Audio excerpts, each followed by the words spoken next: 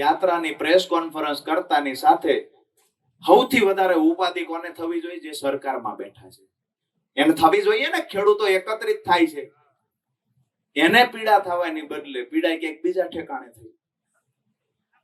ખેડૂતોને ભેગા કરું છું, ખેડૂતો માટે લડું છું, એનો વાંધો આમ આદમી પાર્ટીને શું કામ છે? આ જવાબ મને હજુ સુધી નથી મળ્યો. વાંધો તો ભાજપને હોવો જોઈએ. વાંધો વિપક્ષમાં રહેલા લોકોને શું કામ છે? અને રાજુ કરપડા માત્ર એક જ પાર્ટીને કેમ ખટકે, કેમ કોંગ્રેસને નથી ખટકતો?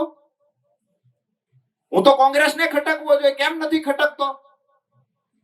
મેં 5 વર્ષ જે પાર્ટીમાં કામ કર્યું એ પાર્ટીની અંદર જ્યાં સુધી હું રહ્યો ત્યાં સુધી છેલ્લા દિવસ સુધી વફાદારીથી રહ્યો છું. છેલ્લા દિવસ સુધી વફાદારીથી રહ્યો. અમારી ઉપર કેસો થયા.